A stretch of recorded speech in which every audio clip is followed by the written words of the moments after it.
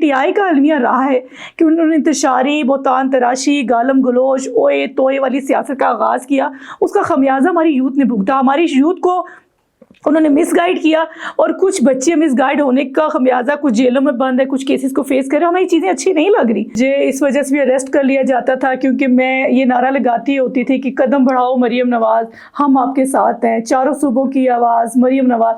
پاکستان کا اپنے علاقے کا نہ تو گملے کو توڑنا ہے نہ کسی پھول کو توڑنا ہے. ہمیں اس چیز کی اجازت نہیں دی جاتی, تو ہمارے قائدین ہمیں سپورٹ نہیں کرتے تھے اور انہوں نے ہمیں اسٹرکٹلی سے منع کیا ہوتا. اور جس ورکر نے کوئی انتشاری باز یا انتشاری سیاست کی, قائدین ان سے منہ موڑ لیا.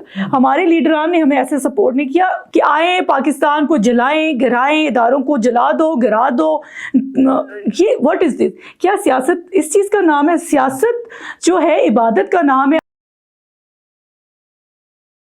السلام علیکم, آپ دیکھ رہے ہیں ٹی وی ٹوڈے اور میں ہوں آپ کا میزبان راہیل معاویہ. ہمارے ساتھ پارلیمانی سیکرٹری برائے کلچر اطلاعات و نشریات محترمہ شازیہ رضوان افسر صاحبہ موجود ہیں, جو پاکستان مسلم لیگ نون سے تعلق رکھتی ہیں اور پنجاب میں اس وقت ان کی حکومت ہے, اور یہ پارلیمانی سیکرٹری ہیں کلچر کی اور اطلاعات و نشریات کی.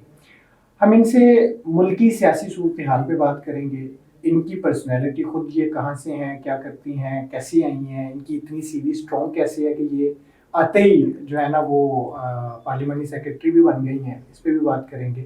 اور موجودہ جو صورتحال ہے خصوصاً کلچر کی اور ڈرامہ انڈسٹری کی, تھیٹر کی, یہ ساری صورتحال بھی ہم ان سے ڈسکس. آپ کی سی وی اتنی اسٹرانگ کیسے ہے کہ آپ پہلی دفعہ ہی الیکٹ ہوتی ہیں, الیکٹ بھی نہیں ہوئی بلکہ وہ جو پارٹی کی مخصوص نشست ہوتی ہے وہ آپ کو ملتی ہے, اور آپ پہلے ہی سال میں پارلیمانی سیکرٹری بن جاتی ہیں. پہلی دفعہ کسی نے مجھ سے یہ کوشچن کیا ہے کہ آپ کی سی وی اتنی مضبوط کیسے ہے. دیکھیے, نہ تو کوئی سفارش تھی نہ کوئی ریکویسٹ تھی. ایک ورکر تھی میں, اور ورکر کی طرح جنونی ورکر تھی کہ پارٹی کے ساتھ مشکل وقت میں ایفیلیٹ رہی.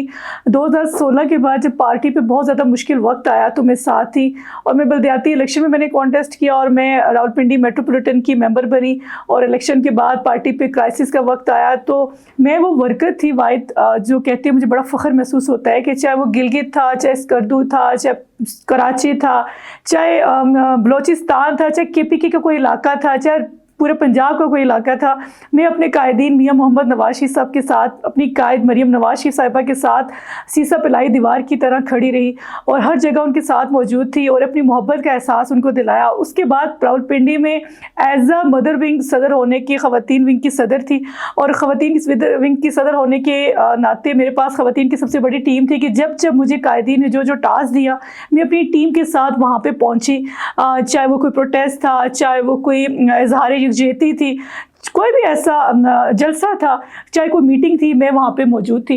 اور جو ورکر ہوتا ہے, میں نے اپنی لیڈرشپ کے ساتھ اپنے قائدین جو سینئر قائدین تھے ان کے ساتھ ملاقات کی, تو انہوں نے مجھے ایک بات بتائی کہ جو ورکر ہوتا ہے لیڈر کی نظر اس پہ بڑی فکس ہوتی ہے, اور لیڈر بڑا دور اندیش ہوتا ہے, اور اس کی جو محبت اور اس کے جو جذبہ ہوتا ہے وہ اپنے ورکر کے ساتھ ہوتا ہے. تو لیڈر اپنے ورکر کو oblige کرتا ہے, اور میں اس کی منہ بولتا اس کا ثبوت ہوں, اور ایک جیتی جاگتی. یہ نظر کس لیڈر کی پڑی؟ دیکھیں میں یہاں پہ میں سارے قائدین کو دل کی نظر سے, عزت کی نظر سے دیکھتی ہوں. میں میاں محمد نواز شریف صاحب کے ساتھ جب مشکل وقت تھا, قائد مریم نواز شریف صاحبہ کے ساتھ, میاں محمد شہباز شریف صاحب کے ساتھ جب لاہور میں جتنی پیشیاں ہوتی تھی 200 سے زائد پیشیوں پہ میں ساتھ موجود تھی, مریم نواز صاحبہ کے ساتھ پیشیوں پہ موجود تھی, میاں محمد نواز شریف صاحب کی جو پیشیاں ہوتی تھیں, حمزہ شہباز کی جو پیشیاں ہوتی تھیں.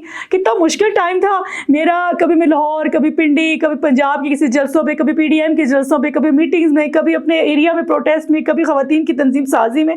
میں نے والہانہ جنونی طور پہ کام کیا, اور کوئی دن ایسا نہیں جس میں میری کوئی ایکٹیویٹی نہ ہو. کس کی نظر پڑی اور آپ جو ہے نا وہ دیکھیں, جب پارٹی نے فرسٹ ٹائم جب مریم نواز صاحبہ پنڈی آئیں اور ان کا جلسہ تھا ہمارا راولپنڈی میں, اور جو خواتین کی بہت بڑی ریلی لے کے جب میں گئی تو میری ریلی میں خواتین نے پلے کارڈ اٹھائے ہوئے تھے اور انہوں نے محبت کا اظہار کیا اور میرے بھی نعرے لگائے, اور محبت کا ایک انداز شو کیا. اور کہتے ہیں نا لیڈر, اتنے دور سے میں حیران ہوئی کہ مریم نواز صاحبہ کی نظر مجھ پہ پڑی.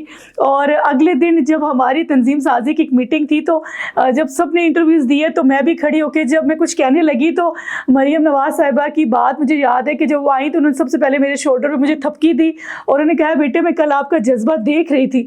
اور وہ ہر جگہ مجھے بڑے محبت کے انداز میں حق کر کے ملتی, مجھے محبت دیتی, مجھے عزت دیتی, اور میری محبت ان کے لیے جنونی ہو چکی تھی. میں یہ اندیا کر چکی تھی کہ میں نے چاہے کچھ بھی ہو, چاہے مجھے کچھ ملے یا نہ ملے, میں اپنی پارٹی کے ساتھ ایسی لائل اور وفادار ہوں گی, اور وہ وفاداری کا جو ثمر ہے مجھے آج ملا ہے. آپ نے وہ پی ٹی آئی کا دور دیکھا اور ہم کافی سارے جلسوں میں اکٹھے بھی ہوتے تھے, پی ڈی ایم کے جو جلسے ہوتے تھے مسلم لیگ نون پہ بڑا کڑا وقت تھا, بڑا مشکل وقت تھا.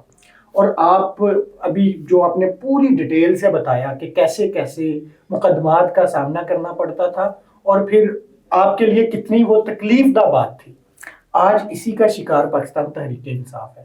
اب جس کرب سے آپ گزرے ہیں اس کرب سے تحریک انصاف گزر رہی ہے, کیا کہتی ہیں اس پہ کیسے خوش ہو سکتا ہے پولیٹیکل؟ دیکھیں ہم لوگ کبھی بھی نہیں چاہتے کسی پولیٹیکل ورکر کو اٹیک کیا جائے, کیونکہ مجھے اس وجہ سے بھی اریسٹ کر لیا جاتا تھا کیونکہ میں یہ نعرہ لگاتی ہوتی تھی کہ قدم بڑھاؤ مریم نواز, ہم آپ کے ساتھ ہیں, چاروں صوبوں کی آواز مریم نواز. جب میں یہ نعرہ لگاتی تھی تو مجھے پولیس اکثر اریسٹ کر کے لے جاتی تھی اور مجھے بھی تھانوں میں بند کیا جاتا تھا. میں نے بھی ان چیزوں کو فیس کیا. لیکن ایک چیز آپ کو بتاتی چلوں, میں یہاں پہ ایک چیز کلیئر کرتی چلوں کہ بہت مشکل وقت تھا, ہم سے مشکل وقت کسی نے نہیں دیکھا. ہمارے سارے قائدین کو عدالتوں اور جیلوں کا سامنا کرنا پڑا, سب نے کیسز کو فیس کیا, عدالتوں سے ریلیف ملا.